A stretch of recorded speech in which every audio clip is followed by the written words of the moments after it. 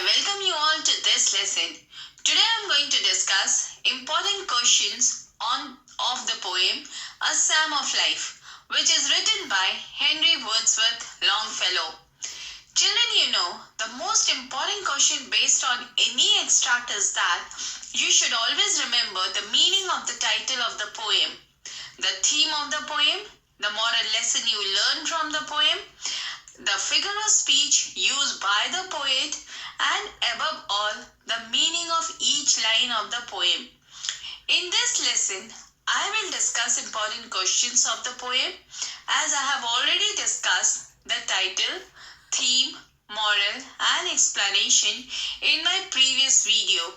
So here I begin. My first question is, what are mournful numbers?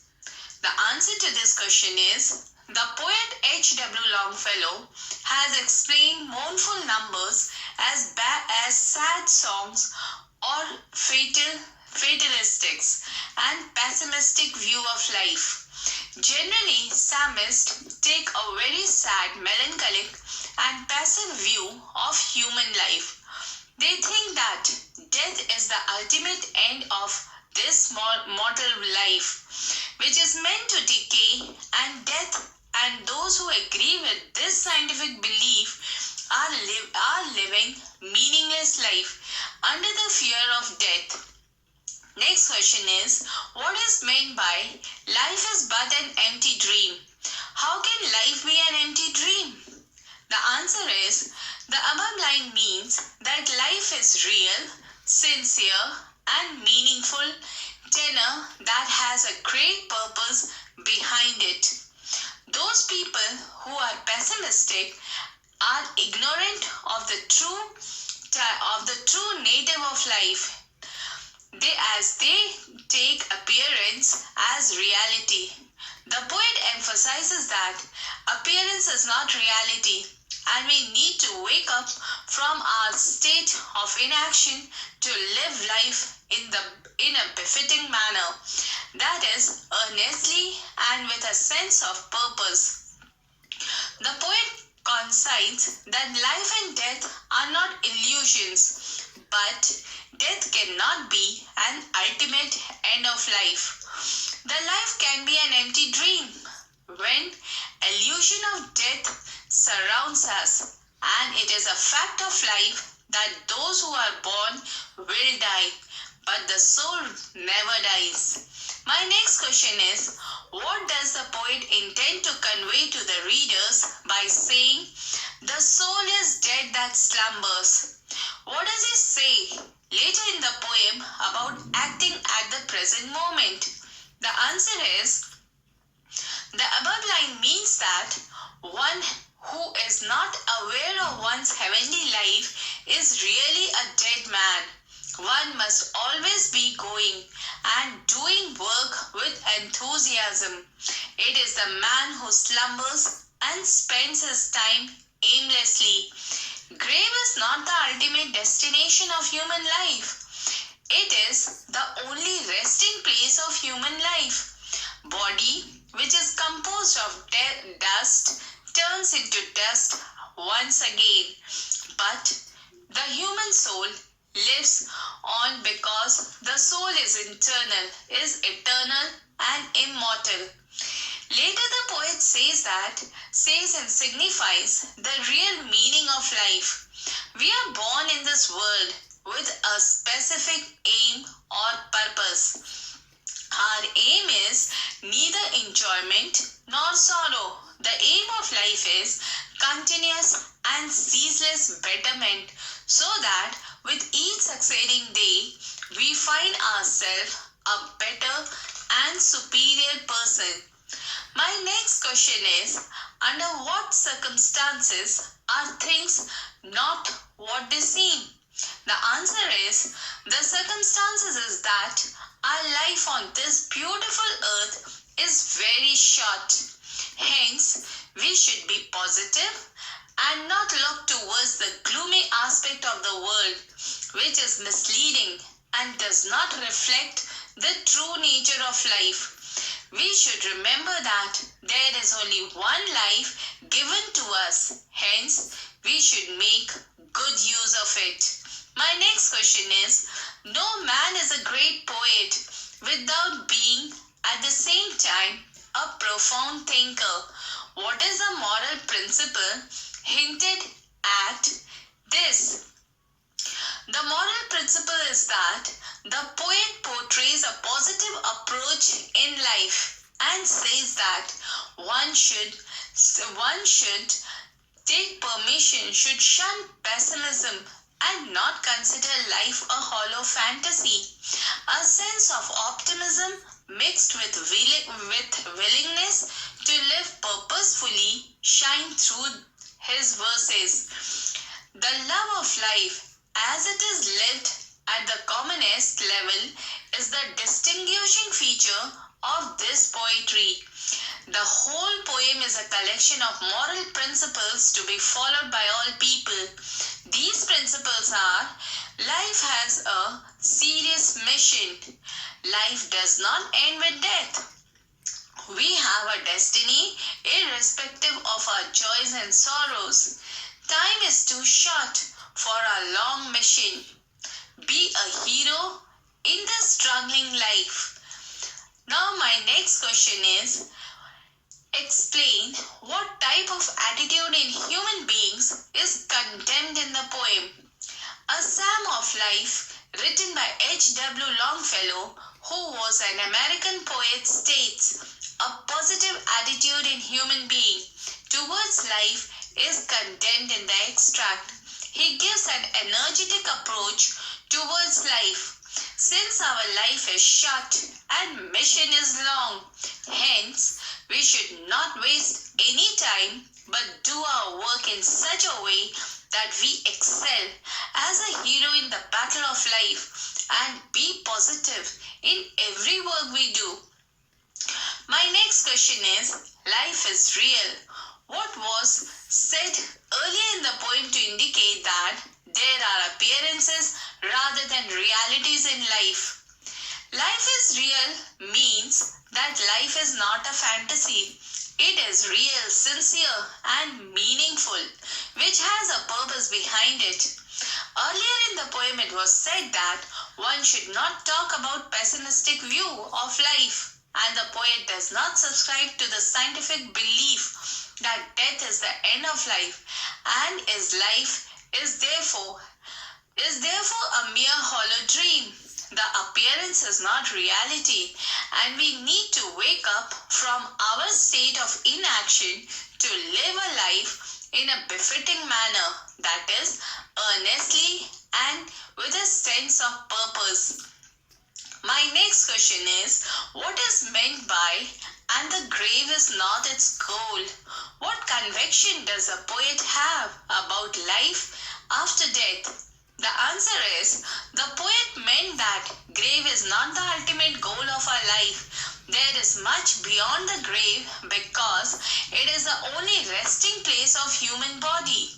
The body made of dust takes rest in grave and it mixes with the dust again. But death cannot harm the soul as it is eternal. The poet's purpose is to make people aware about the real meaning of life. It should be lived in deeds and not in years. We are born on this earth with a specific aim or purpose. The aim is neither enjoyment nor sorrow. The aim of life is continuous and ceaseless betterment, so that with each succeeding day, we find ourselves a better and superior person. My next question is, mention in your words what is meant by "dust thou art, to dust returnest." Which allusion is referred to in this statement? The above line means that the man is made of dust and to dust he will return. The allusion which is referred to in this statement is that it refers to the moral physical form and not to the soul, which is immortal. My next question is, explain clearly what returns to the dust and what doesn't return to the dust? The answer is, the poet says that it is the human body which is meant to decay, which returns to the dust after the death, because our body is either burnt or buried, which ultimately mixes with the dust. But our soul is immortal and never dies, and leaves behind all our good as well as bad deeds, which a human body does during their lifetime. The human soul lives on because the soul is eternal, immortal, and imperishable. My next question is, state with two examples the lyrical quality of the poem. The answer to this question is, Psalm of Life is a musical lyric which is sung with a musical instrument like a lyre or a harp. In this poem we find the lyric of patriotism, the lyric of religious emotions, the interest of the common humanity, etc.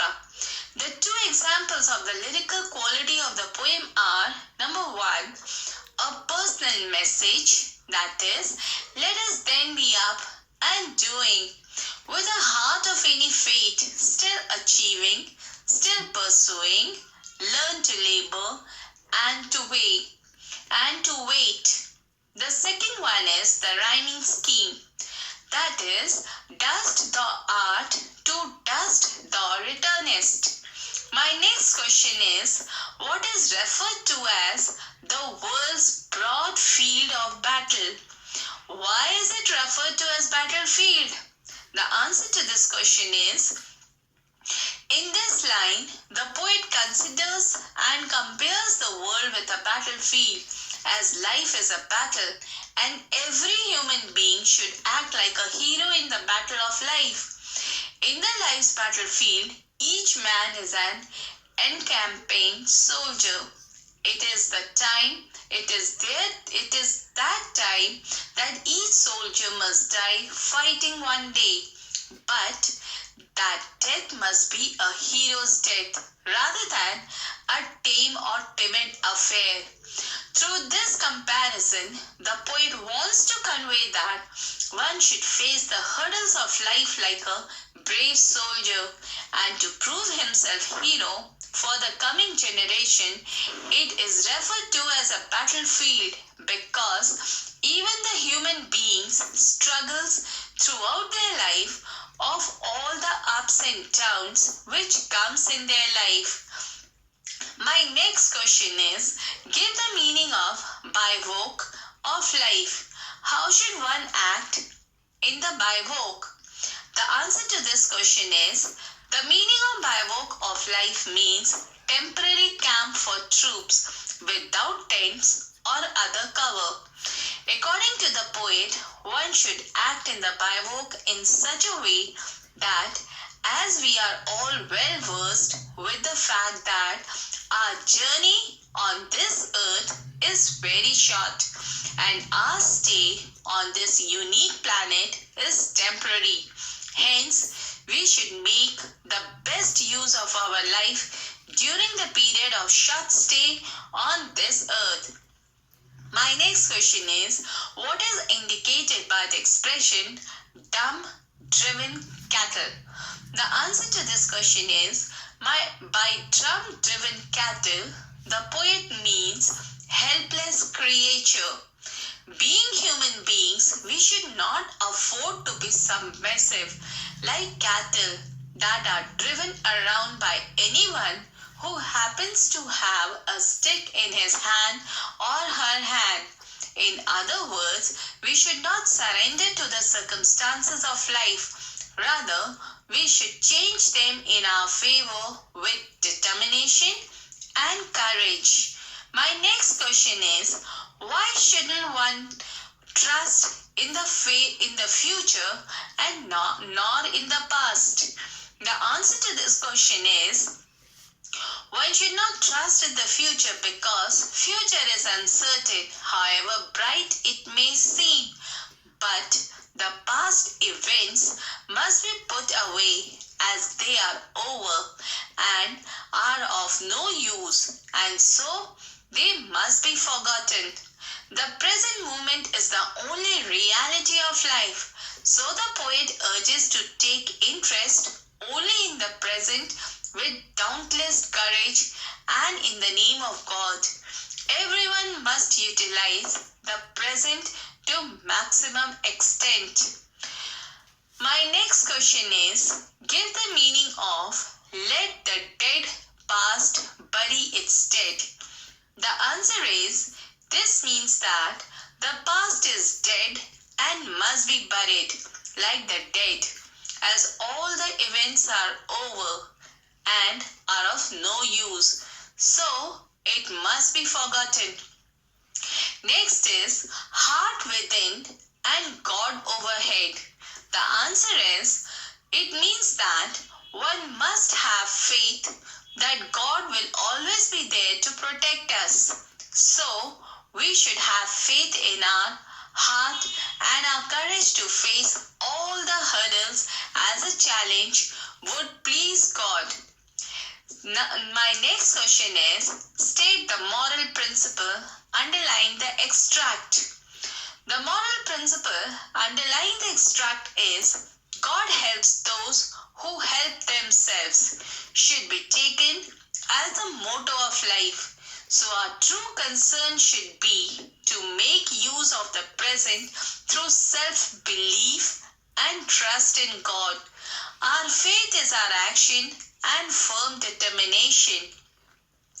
My next question is, what do the lives of great men teach us? The answer to this question is, the lives of great men teaches us the nobleness of life. These great men should be taken as one role model. Furthermore, their lives blesses us with enthusiasm to make our life meaningful, so that we shall be remembered as memorable feats in the history of mankind. My next question is, state how we can make our life sublime in the following situations. Number 1, in the life's battlefield. The answer is, sublime means noble or great. So in the life's battlefield, we can make our life sublime by facing all the hurdles of life like a brave soldier, and to prove oneself like a hero and set an example for the coming generations. Next one is, in the present moment of life. This means that we can make our life sublime by having courage in the present moment of life, because every life has a purpose behind it. Thus, possessing of life is a proud privilege, and everyone must try to make the best out of it. My next question is, what is meant by footprints on the sand of time? How can we benefit from the footprints of the sands? The answer to this question is, the poet has used the phrase footprints on the sand of time to make the readers realize that by following the path of great men, we can make our life meaningful. As the great men who have left behind the mark of their good deeds on the sand of time, that is through the course of history, we too can rise to the great heights of achievements. We can be benefited from the footprints on the sand in such a way that if we were able to act in the meaningful manner of the footprints of these legends, then we too would be counted as great heroes. My next question is, which line in the poem appealed to you the most? Give a reason to justify your answer. The answer to this question is, the lines in the poem, Lives of Great Men, all remind us as we make our life sublime.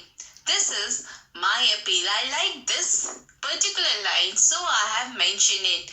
You may try out with some other line also. So this line means, appeals to me the most because our life is very precious and God has given us the short span of life for a meaningful purpose, thus possessing life in a proud privilege, and everyone must try to make the best use of it. The lives of great men are the examples that have been set for us to emulate. For the lives of our great deeds by the great men, we learn that we can make our lives noble and our great deeds shall be remembered as a memorable feat in the history of mankind. My next question is, describe briefly the gloomy picture of life shown by the speaker in the poem. The answer to this question is, the gloomy picture of life shown by the speaker in the poem is about the continuity of life after death. He tells that the mortal life should not be worth living without a belief in everlasting life. It is true that death is essential of every mortal, which will kill the body and not the soul. My next question is, whose footprints are referred to in the poem? The answer to this question is, the footprints of the great men are referred in the poem, whose life inspire us to achieve our goal and make our lives remarkable. My next question is, give the meaning of sailing over life a Solomon mean. The answer to this question is, this is a metaphor where the poet describes the stormy ocean water to compose the struggle of life with, according to him, just as a man feels hopeless and dejected when ship is wrecked in the sea, similarly sometimes one flounders and struggles to swim to the shore in the deep stormy water of life. Next line is, a forlorn and shipwrecked brother. This line means that our disappointed and lonely fellow beings that have strayed away from the right path and has courted disaster, and so they feel lost and lonely in the world. My next question is, why are the footprints referred to in the extract? The answer is, footprints are referred to the noble deeds of the great men, and this footprints plays the major role in changing the mood of the person. For example, he will overcome all his dejections and pick up courage and move ahead on his way to success. My next question is, state what the poet wants to convey in these lines. And the lines are, let us then be up and doing with a heart for any fate. The answer to this question is, in these lines, the poet gives a call for action. He wants us to activate ourselves and get ready for action. It is his inspiring call and advises us to keep on doing good with courage and determination and march towards the perfection without bothering for the result. As we know that hard work is the key to success, we should labor hard, and patiently wait for the reward. The fruit of patience is always sweet. The duty done with a heart for any fate makes us a winner. My next and the last question is, do you enjoy reading the poem? Give 2 reasons to justify your answer. Here also, I am giving you my reasons. You can state your own reason as well. So my reason is, yes, I enjoyed reading the poem because of the following reasons. Number 1, A Psalm of Life written by H.W. Longfellow preaches the philosophy of action and teaches the lesson of facing life bravely. This poem sings of the glory of the human life, which can turn all actions into a chronicle of great achievements. All one need is to dodge determination to live life to the core. My second reason is, We should not allow ourselves to be influenced by the joys, the sorrows, the hopes, and the fears that time holds in store for us. When none of these things can take away our immortality, then we should stray fearlessly, as a life is noble mission, and attainment of the desired goal is the mission of life. Hence, with these words, I end this lesson. Hope these questions will be beneficial for you in your study. Thank you.